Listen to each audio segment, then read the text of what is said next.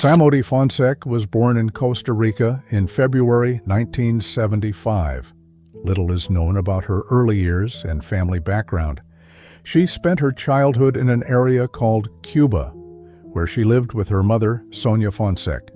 Samodi attended a local school, and even in her early years, she demonstrated a difficult and conflicted character. She did not tolerate rejection and often achieved what she wanted through force or deception, according to local residents.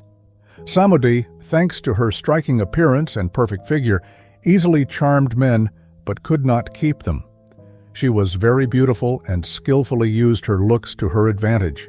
However, her greed and vanity led her to prioritize material wealth and self-interest above all else, discouraging her suitors from maintaining long-term relationships. Additionally, she was incredibly jealous and aggressive. In her youth, Samodi Fonsek worked as a promotional model due to her doll-like appearance. For several years, she portrayed a life-sized Barbie at one of the large bookstores owned by Universal, a Costa Rican company. It was during this time that she received the nickname Barbie, a name that stuck with her for life. Soon after graduating high school, Samodi entered into a relationship with a successful journalist, Osvaldo Fernando Baleri, who worked on local television. Osvaldo was 16 years older than Samodi, and their relationship became the longest and most serious of her life. However, despite their years together, he never proposed to her. In 1996, the couple had a son, Christopher, and a year later, they welcomed a daughter, Christina. But their relationship was far from stable. Constant scandals and Samodi's jealous outbursts led to Osvaldo eventually leaving her. In 2012, at the age of 53, Osvaldo died suddenly. When his will was revealed, it became clear that he had not left anything to Samodi. Refusing to accept this, she took matters into her own hands. She went to Osvaldo's house and seized it, changing the locks so that his relatives and rightful heirs could not enter. Additionally, she took several valuable belongings of the deceased. Outraged, Osvaldo's family took legal action, but while the police forced Samodi to vacate the house, no criminal charges were filed against her. Samodi Fonsek had many other romantic relationships, including one with Miguel Angel Perez, with whom she had a third child, a daughter named Maria. According to some sources, this relationship was officially registered, but others claim they were never legally married. Regardless, their relationship also ended in separation.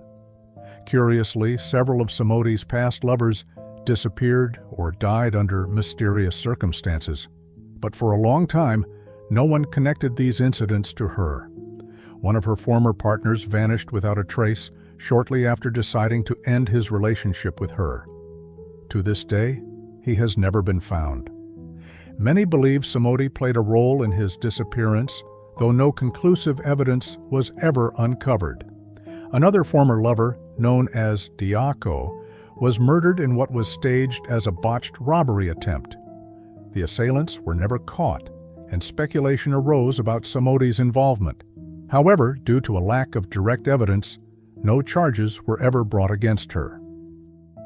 Gerardo Cruz was a native of Costa Rica, born in December 1992 in San Jose.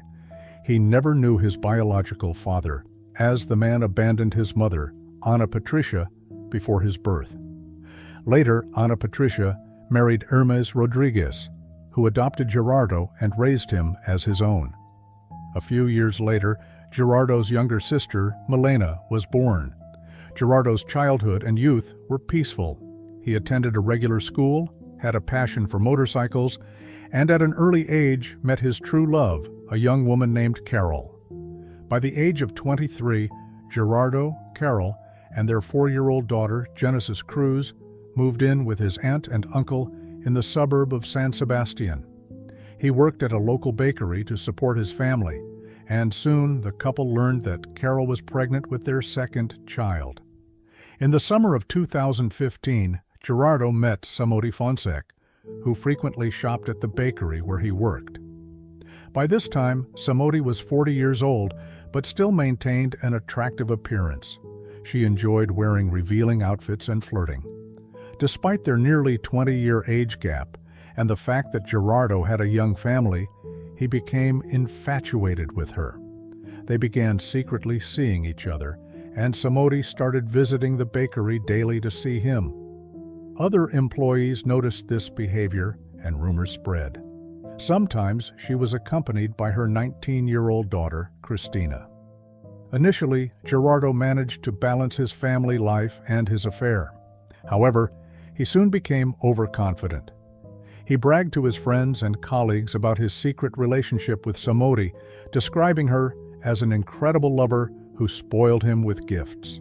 Word eventually reached his mother, who tried to convince him to end the affair.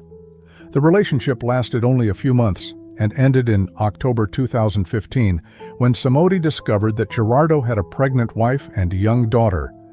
Enraged, she began calling and texting Carol, insulting her and threatening to kill Gerardo if he didn't choose her. Despite the threats, Gerardo dismissed them. He reconciled with his wife and believed that Samodi would eventually move on. However, he failed to recognize how vengeful and dangerous she truly was. A few days after breaking up with Samodi, Gerardo witnessed an unsettling scene while walking through downtown San Jose. He saw an older man following a young girl, holding his phone in a way that suggested he was secretly filming under her skirt. Outraged, Gerardo also took out his phone and started recording the man in action. He then informed the girl and urged her to report the incident to the police. Gerardo pursued the suspect for about 2 minutes, loudly confronting him about his behavior until the man jumped into a taxi and fled. That night, Gerardo posted the video on social media. The footage went viral overnight, and users quickly identified the man as Luis Zulmano Delgado, a former official from the Ministry of Finance. The media picked up the story, and Gerardo became a national hero. He was invited to radio and television programs and gave interviews about the importance of standing up against harassment. However, Delgado's lawyers quickly fought back, claiming Gerardo had violated privacy laws by filming and distributing the footage. They prepared a lawsuit against him, which came as a shock to Gerardo. He couldn't understand why he was being targeted instead of the man who had harassed an innocent girl. Gerardo gave his last interview on October 7, 2015. The next day, he received a message from Samodi, who tricked him into meeting her at a park under the pretense of an interview. Unaware of any danger, he went to the meeting spot. Instead of reporters, 2 unknown men ambushed him. They stole his bag, beat him, and stabbed him multiple times in the chest and stomach before fleeing. Before losing consciousness, Gerardo managed to call his friend and report the attack. His friend immediately called the police and emergency services. Gerardo was rushed to the hospital, where doctors fought for his life for 42 days. Despite numerous surgeries, he succumbed to his injuries. The murder of Gerardo Cruz sent shockwaves through Costa Rica. While many suspected Samodi's involvement, authorities were never able to gather enough evidence to charge her. His death remains one of the most tragic and suspicious cases in the country's history, forever linked to the enigmatic and dangerous woman known as Barbie.